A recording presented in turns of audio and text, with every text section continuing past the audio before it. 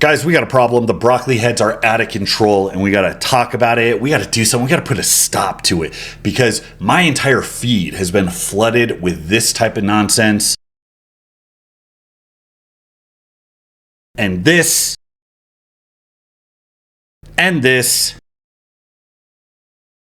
So much of Instagram feeds aren't things that you actually want or are going to make your life better that you're actually interested in. It's the things you linger a little bit too long on out of some morbid curiosity. Like when I looked a little bit too long at the trans person who popped up, who has no arms or legs, and they make videos with their significant other punting them like a football, like they're the dad from the Oblongs. Instagram was like, hey, that person needs to be a superstar overnight. So now I'm getting more genderqueer amputees in my feed. And the same experience I have there is what I have when I see some 19-year-old who pretends to know shit about fuck with anything, let alone something like training, which requires actual years of experience to study the field thoroughly, to train themselves to see something like an exceptional result, and more importantly, to train other people to get a hands-on sense of how all of this complex information is made more complex by individual variation. What's average male life expectancy? Like 77? I need that shit to be like 56 because I'm not gonna make it to my 70s. When these dipshits are in their 40s and 50s, like this unearned confidence that people born in the era of social media exhibit are actually running things in a few decades. This isn't about lifting weights. The stakes are so much higher than mere gains. This is like the fate of Western culture. So we're going to talk about it. One, Alex Leonidas, formerly known as Alpha Destiny, put out an exceptional rant on it, and I listened to the whole thing, and I wanted to share my thoughts with you. As always, this rant is brought to you by Barbell Apparel. Go ahead and pick up your Bromley merch at barbellapparel.com. Link is below. Also, check out BaseStrength. The BaseStrength AI app is up. It's my training programs tailored to you. It's simple, it's accessible, it'll get you stronger, it'll get you big as shit, and I've got a couple decades of experience training people one-on-one to demonstrate that. Guys, I'm really starting to get annoyed with the optimal lifting community. I generally believe they're pushing a lot of bad reductionist takes, and they're turning off the exact lifters who least need to hear that right now. So now it's my turn to share my perspective on this obsession with hyper-optimization, the hate on free weights, the fear-mongering around fatigue, and the idea that we should chase maximum motor unit recruitment at all costs. Just from an essay writing perspective, this was really well done. I want to give him props to that. It was just very concise and to the point, which I wish I could be ever, but hey, here we are. Now the key here is he says optimal based, and that's super important because it's not just science or evidence-based. It's people that have this belief, this intuition that they can actually optimize outcome by optimizing one particular variable that they fixated on and turned into an ideology. Now, if that sounds like bullshit, it's because it is bullshit. With very complex systems, the variables are all dependent on each other. Changing one thing changes everything else. And also, you need quite a bit of evidence to establish that this thing that you're fixated on actually is better in all cases, like you claim that it is. By such a margin, you're justified in only doing that at the expense of quite literally everything else. So that's where the optimal base crew becomes kind of like a dipshit trendy cult. Optimal gains are not a thing in any real sense. You either have the you that is progressing and getting stronger and bigger, or the you that is dicking around and not. To fixate on some imaginary maximal gains that you think you're entitled to is stupid. It's how people stay poor trying to win the lottery instead of just going and earning a paycheck. Now, he also uses the term reductionist, which needs to be the buzz term when talking about this particular topic, because that is the conversation stopper right there. That's the hand you put up, like when you're tearing through a residential neighborhood and you come to a school zone and you're about to blow through a crosswalk. You got little kids with their little backpacks walking. The crossing guard comes up and is like, hey, they got their stop sign, their yellow jacket, like, hey, you stop right there. You're about to cross a boundary, sir, and this is going to escalate. That hand that tells you to stop in your tracks before you cross this line is that term reductionist. It tells the individual who's making their argument that, hey, right off the bat, your basic assumption is flawed because you're taking all of this complexity and reducing it down to one variable. So before we go further,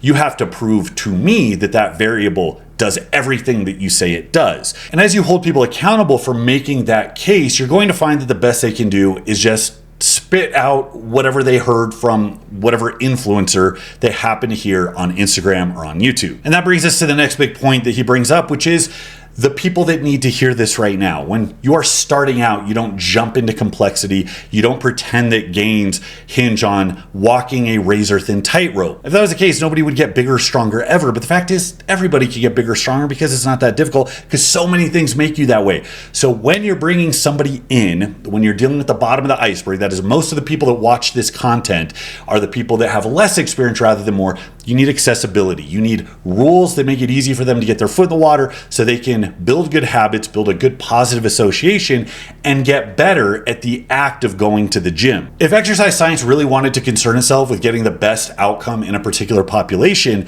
they would focus on social factors. They'd focus on motivational, psychological factors, building associations with people, with being around others, getting hardworking, getting excited at progressing, learning how to push themselves further, and learning how to read their own levels of fatigue so that they can prevent things like overtraining, or they can be aware when a training stimulus just isn't doing anything anymore. I would put every dime I ever make that is always going to have more impact if you were to control for that between two populations than whatever individual bullshit you're focusing on and how you do your curls or how you set up your split. Now, you might think that's ridiculous because you're assuming that that's always taken care of, but that's where you're wrong, because that is almost never taken care of. The reason people push the fundamentals is because the fundamentals are where people fuck up. So it begs the question, if these tactics aren't appropriate for new people, if they're not accessible enough, they're too complex, or they are just painfully reductionist, and they're not appropriate for the best of the best of the best because they got that way because of whatever they did, which isn't this, then who the fuck is it appropriate for? I need a break. Tag me out, Leonidas.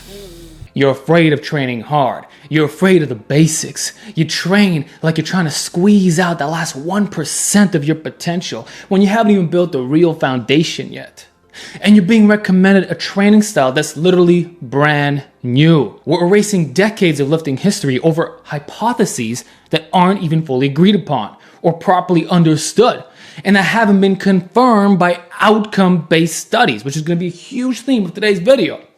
It's all mechanistic speculation. I love the terminology he's using because he's not just going off vibes or what I think is wrong with it. He's not giving a vague roundabout problem with evidence-based training or whatever. He is actually using the jargon, showing his understanding of how science is supposed to go down, what the problems are with every field, what guardrails are supposed to be up, and how this field and the people that follow it are ignoring those guardrails to serve their own agenda. Usually we call that bias, and we utilize this thing called skepticism and require replication to get around that. But as is evident in the literally thousands of comments I fielded just in my own comment section over the last 6 years or so, there are an astonishing number of people that either don't care about those things or don't know that they're supposed to care. And that is a whole different problem with the way that the science is ingrained in consumerism. There aren't guardrails there for conflict of interest like you would expect there to be. I mean, would you want cancer research being done by somebody that has a financial interest in a particular treatment? Probably not. Not just because it's scummy. It's bad science. So the first thing to understand is the ideology exists to support itself. It literally is not about what is actually better, what the actual objective truth is about training. It's about the way they feel when they get online and tell you you're an idiot. And that does a lot of things. It makes them an authority in something they're not an authority in. It feeds their ego. It makes them appear smarter. It builds clout online. It does all kinds of things. It's the same reason that any grifter does it. I'm not saying these are outright grifters. I think they're dumb teenagers, but it is grifter behavior that done long enough will merit the definition of grifter. And the other thing that makes this evident is the tone with which they convey their points, which true students in the field don't take such an absolute tone with things they even are pretty sure about, let alone things that are not settled science. Like, see average freshmen in algebra don't confidently go in and say, let me tell you why calculus is wrong. But then again, we live in the age of fucking Terrence Howard, so maybe things are changing. Like I said at the beginning, I think this is a malignant feature of a diseased society where you get the youth who are not just allowed to, but actually taught to ignore their inexperience in favor of really strong conclusions, really aggressive opinions, and just get better at playing the rhetorical judo you need to prop that up. It's not good for them. It's not good for anybody else. And we need to have a mechanism. We can start in lifting culture, but hopefully branch out beyond that to check young people who just don't know what the fuck they're talking about. Do these influencers really think I would have gotten better gains had I trained like today's optimal bros? Because from what I've seen, most of these newer guys don't look better than I did. They can't even hit basic strength standards, yet are somehow doing it right. A lot of them are stuck at 135 pounds body weight, and still putting up late novice numbers, even with massive audiences. That's not normal. I think this is a funny point. It's not the strongest argument he has, because whether or not you're right about something isn't directly connected to what you look like, but this is how we utilize induction. You might think it's fallacious. Oh, just because I'm not jacked doesn't mean that I don't know what I'm talking about or whatever, and that's technically true. Fallacious thinking is related to deductive reasoning. If you're going if this, then this, then this, then this, if you have a rule in there that is incorrect, that's a fallacy, and that throws off your conclusion. So people say, oh, appeal to authority or appeal to like being jacked, that's a fallacy. No. We use inductive reasoning. It's the only way we get through anything in life. In the face of complexity, we observe outcomes, we come up with rules. Oftentimes the rules are wrong, but they're so much better than not having a rule that it's allowed us literally to survive on planet Earth. So if we're going to look at authority, you're certainly not going to take cancer treatment advice from your dentist as opposed to the nation's leading oncologist. And if you're going to take information from one person versus another, you look at experience. Hey, this guy's been training people for 20 years with good results. This is a fucking teenager on TikTok. That is not a logical case for why the kid is wrong. It's just going off of a rule that's pretty damn good that says odds are the kid's wrong. Now, what do we do with people that don't have a broad amount of training under their belt? Well, then we can look at how much education they have. How much have you read? Who can you cite? Can you give a layout of the last 200 years of strength training culture and draw conclusions based off that? Oh, no, you don't have that either.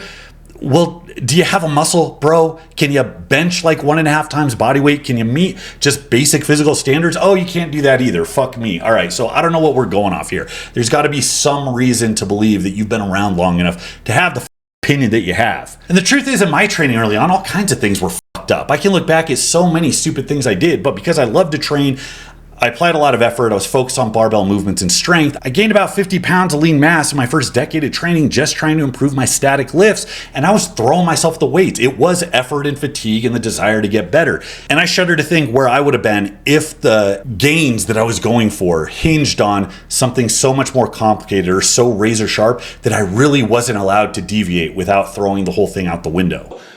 I come from a generation of free weights and a mindset that you're indestructible and can push way more than you think. But now, that script's been flipped. The majority of modern lifters are insanely soft. They probably would have had an anxiety attack watching old school Bugenhagen or Blood and Guts and mock video productions. Yeah, I keep hearing people go on about fatigue. Again, this illusion of optimal is that, well, theoretically, based on my assumptions, you only want to stimulate growth and you want fatigue to be as low as possible so that you can maximize growth, because any fatigue buildup is going to like hinder growth. I think there's a big problem with the way that people have started to think about stimulation and fatigue as if they are two different things that can be pulled apart. They can't. The way you stimulate yourself is doing something that causes some amount of fatigue. So the way that like bodybuilding has kind of glued those ideas together, just looking at fatigue in the gym as a sign that you got a hard workout, is that perfect? Is it always right? No, it's absolutely not. But can you pull those things apart and look at them independently? You absolutely can't do that either. And if I'm going to pick one, I'm going to give the one that is a clear sign that I did something disruptive rather than guessing at some precision like Mr. Israetel does with his obsession on stimulus to fatigue ratio, which has led him to do, I mean, if he's staked his entire living on this, what hopes is there for any lowly, insecure teenager? It's led him to no effort, to never risk being fatigued whatsoever. And what are the odds in his next bodybuilding show he's going to look any different, except for the extra fat skin he clipped off of his midsection? Probably nothing. Accessibility is the number one consideration for exercise selection. And let's be honest, the vast majority of lifters train at basic gyms. Your Anytime Fitness, Planet Fitness of all places, Crunch Fitness, and Gold's Gym. They're not going to high-end private gyms or even a proper strength and conditioning facility. Accessibility is just so big. Again, if you're looking at all the factors that keep people small, you can't just look at training. You can't just assume that they're doing all the other productive stuff, mental, psychological stuff well, and that we can just fixate on training, because that's absolutely false. If you're throwing gears in the wrench by prescribing more complexity than they're prepared to handle, you're increasing the odds that they set something up wrong, that there's some kink, that their motivation sidelines as they cool down in the time it takes to rig up whatever the fuck they're doing. Or if they're like, well, I don't have that one fancy arcing lateral raise machine, so it's like, what's the point? That's where this shit becomes cancer, because the differences, even if they exist, are so small that they are not worth sidelining anything. This is letting perfect be the enemy of good, and we don't even know that it's fucking perfect. It's probably not. It just sounds to me like a lot of these optimal bros don't train real clients or observe what's readily available in commercial gyms. Because if they did, they would quickly realize that over half their audience can't do half the shit they're recommending. And even if they could, a lot of the time it's so unrelatable that there's no real strength standards, no meaningful comparison. It just kills your motivation. You lose the passion. Lifting starts to feel like a chore. And on top of that, the setups are often a giant pain in the ass. For what? The tiniest possible improvement. Relatability is just as important as accessibility. That is going in to do something and having a connection to the rest of the lifting culture around you. That is absolutely huge. The saying goes, no man is an island. And we live in an era where individuality has been turned up to 10 without the benefit of the underlying group connection that teaches you, informs you, and checks you, that allows you to operate effectively as an individual to begin with. Individuality is great so long as you understand the system you operate in that you still are beholden to. An astronaut can be doing a spacewalk and you can cut his line and send him off into space. Go be an individual now. But you need the chains that tether you to the things that allow you to do what you do. And when I think of what affected me earliest, what actually made me fall in love with lifting, and when I think of the way that I've gotten through to other people who never would have considered themselves lifters, it was always the inclusion into some broader culture. And I don't just mean, well, hey, I'm a power lifter now. I mean seeing the barbell in every aspect of sport development, recreational training, at the world's strongest man. I mean, suddenly you had a way to like measure yourself against just the best of the best. So not only is it accessible, is it incredibly effective and simple and idiot proof, but it's related to this entire culture. And anytime you make a step forward, there's this like universal ranking you're coming up on. Now, obviously you don't need that for all your training. They don't have that for concentration curls or leg extensions or whatever. But these are things that people normally do, that there's an entire industry around, that you have examples of people picking it apart, changing it. You can include yourself in that, and it's a meaningful conversation with anybody. There's no relatability to this shit. So it's only going to attract a certain type of person. It's a person that has to believe with no other evidence that they have found the thing that improves upon the wheel. And it's a person that really gets high off that idea, the idea that they know something the rest of society doesn't know. And I'll let you guess if that's going to track like the smartest, best, brightest performers. There are 0 outcome-based trials comparing muscular outcomes with all of these novel exercises. Since about 2019, there's been all these fancy exercises that have come out, and their effectiveness have all been based on mechanistic speculation. And the few studies that do compare exercises, the results are all over the place or don't favor them. Take incline curls versus preacher curls. First it was incline curls that won, then preacher curls, then incline again. And now, according to some recent data, this includes Bayesian curls. They're all about the same. Apparently, all 3 curls are equally effective. Same with the whole lengthened partials hype.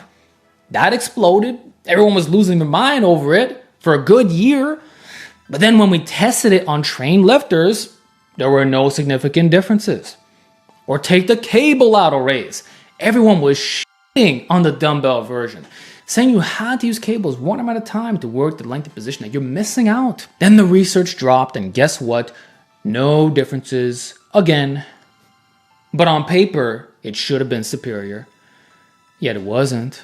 And the greatest example of all, the one that should make every single one of you take a step back, are the multiple well-conducted studies comparing machines to free weights. Every single one of them have shown no significant differences in hypertrophy. And that's absolutely crazy because the machines should have won.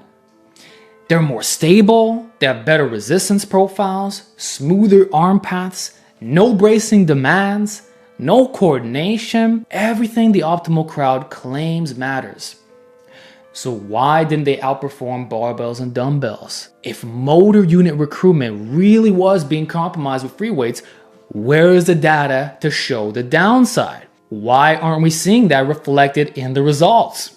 See, when you're engaging in science, think of it like a game of Pictionary, all right? You're at the beginning, you're starting to see this picture come out. It's a bunch of squiggles, and it takes time for the picture to be really detailed and complete. But we're not going to wait for all that. We need information now. We're trying to extract information out of this picture, and we're just throwing shit at the wall. Now, in physics and chemistry, the picture is like so incredibly complete. We don't just know the outcomes, we understand the mechanisms underneath. So we can take our mechanistic understanding and make predictions that are just crazy accurate. But as you add more complexity, and that's what other sciences are, biology and medical sciences, you are now taking physics and chemistry with extra steps, and there's too many variables for us to count. So we have less of a picture with biology and medical sciences, even less with something like psychology, where we have trouble like even defining what it is that we're trying to study. Let's take an easy example. You got eating 500 grams of sugar. That's a thing you're going to test. You're going to have people do that, and then you're going to have people over here that don't do that. That's the independent variable.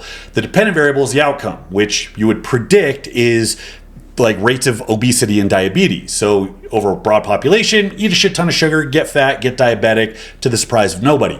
But if that seems like too broad of a rule, it's because it is. It is void of context. It's an average over a population where we can already think of off the top of our head specific situations where that would not be the case. The other variables that you would change to get a more specific context are called the modifiers, and there are too many to count. An easy one in this would be physical activity. So even the dumbest researcher can have pop into his head, but what happens if we test that level of sugar intake between sedentary individuals and people that are moderately active, or people that are moderately active and people that are literal fucking Olympians?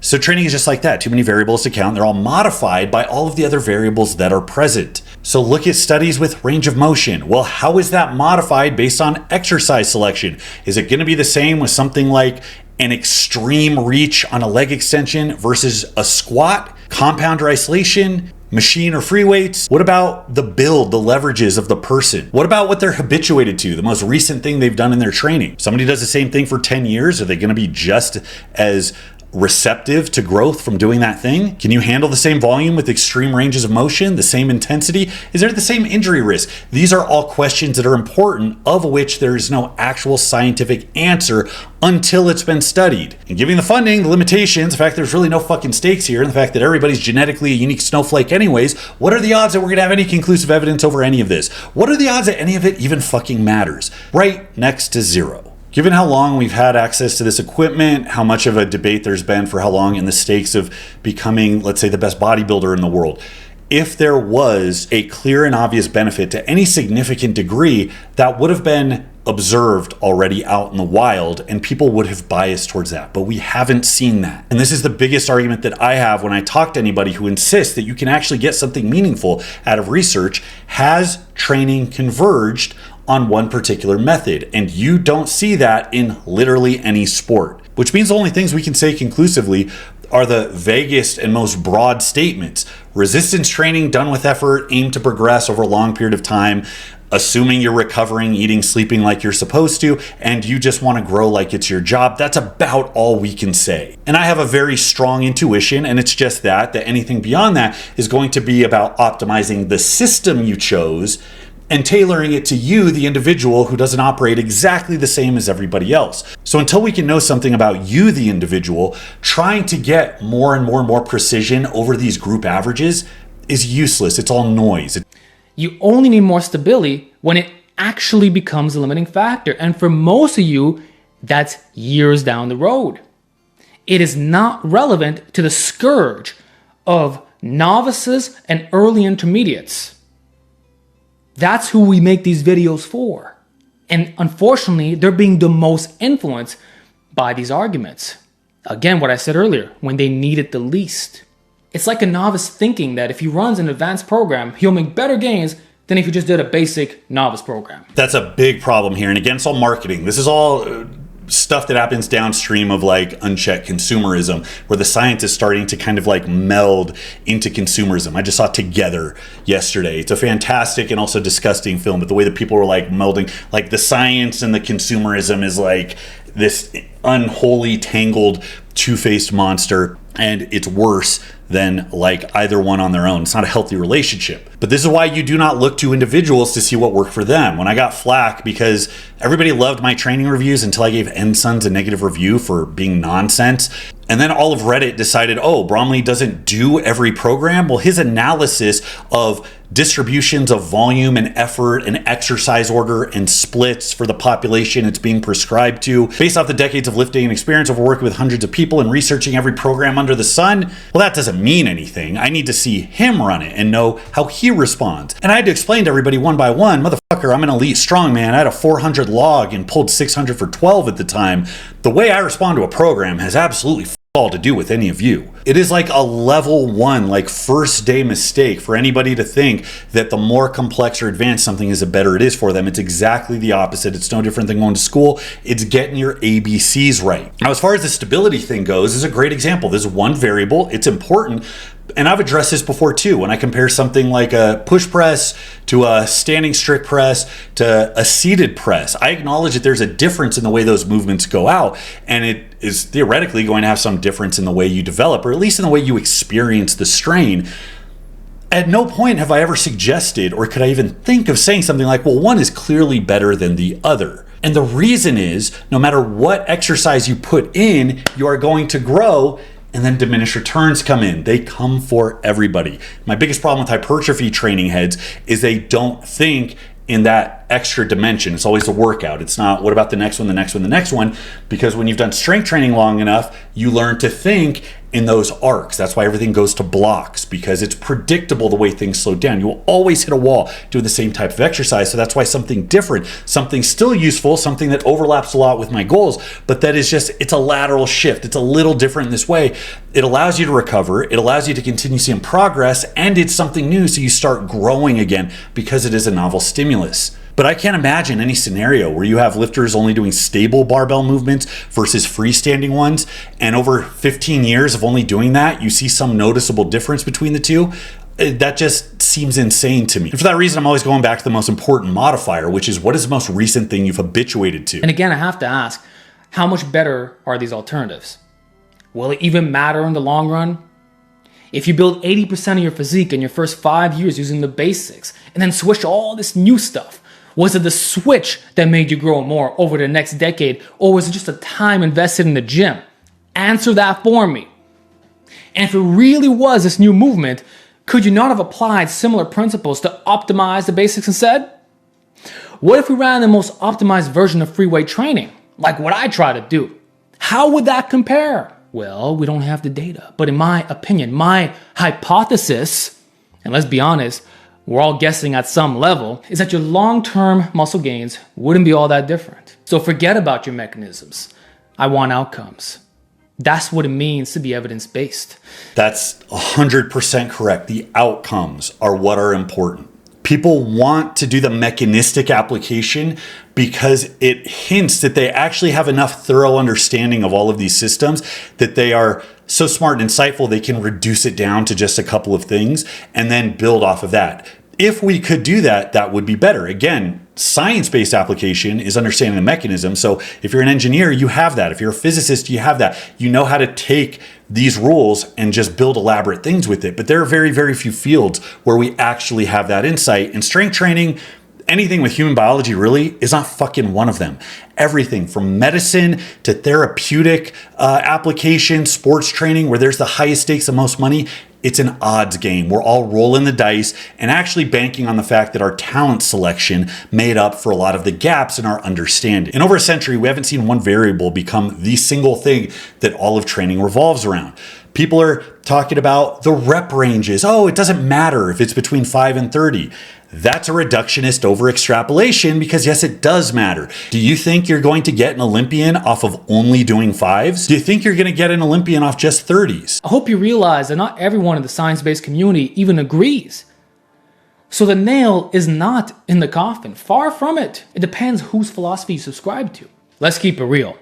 Most optimal influencers are just copying what Paul Carter and Chris Beardsley say without giving them credit. They're stealing their work and providing a watered down, worse version of it.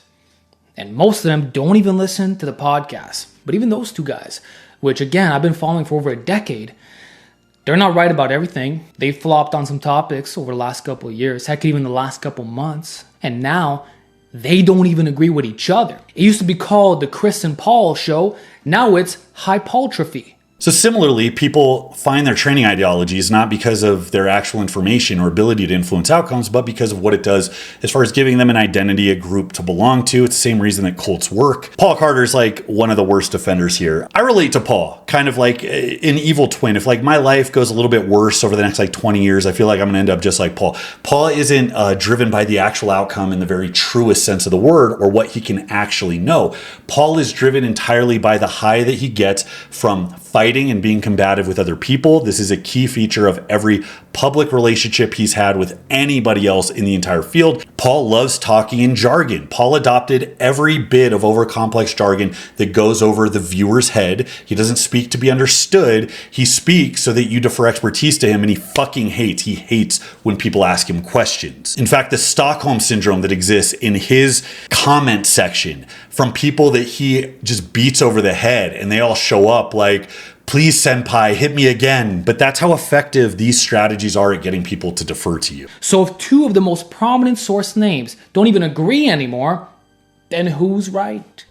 What about the opposing perspectives from other well-respected science-based communicators? You've got Stronger by Science, who recently released a 279-page article responding to volume criticisms. They basically dropped a free ebook. Massive respect for that. Then you've got Menno Henselmans, the duo of Dr. Milo Wolf and Dr. Pack, as well as N1 Education versus Doug Bignoli with their takes on biomechanics. So who has the correct models? Is it physiological inferences, neuromechanical matching, EMG, or something else entirely? What's the one true application here? The truth is, we can't confirm that yet. Exercise science is still in its infancy. I have no problem with any of these people having their own preferred style of training. I have a problem with them presenting it as if it is the most scientific. Everybody has their different perspectives and different preferences. What's egregious here is that they are blending their education, their role as science communicators, with their best educated guesses as guys that just like to train and have a certain amount of experience doing that. So to the consumer, every opinion they have is scientific. But if we were to take every single recommendation and actually parse out what was justified in a universal sense based on the research, you'd be left with like next to nothing. So this was a really good video by Leonidas. I mean, most of it was him asking questions. What about this? What about that? Just throwing out the modifiers I talked about and saying it doesn't take into account. So what about this situation? The fact is the science can't comment on that. You can't make a universal statement about a single variable you've studied in every context unless you've studied the context with those modifiers. With training, there are too many to count, which means we have to rely on intuition. And once we get to the other end, kind of unsurprisingly so, we see the noise at the end cancel everything out. Sometimes this comes ahead, sometimes that comes ahead, and it's all because of context that we can't get to the bottom of. Again, same with nutritional sciences, which is why it's such a shit show. Same thing with so much medical research where people are having to reverse what were previously firm conclusions. The way that we've been going about science because of consumerism, giving a financial incentive to have answers before the science is cooked yet, it's wrong. It's not scientific, and it's causing fucking problems. So to the thousands of people in the comments saying Bromley doesn't understand science, do not leave that comment unless you have a specific example of what I said that was incorrect. Tell me how you're smarter for not applying skepticism.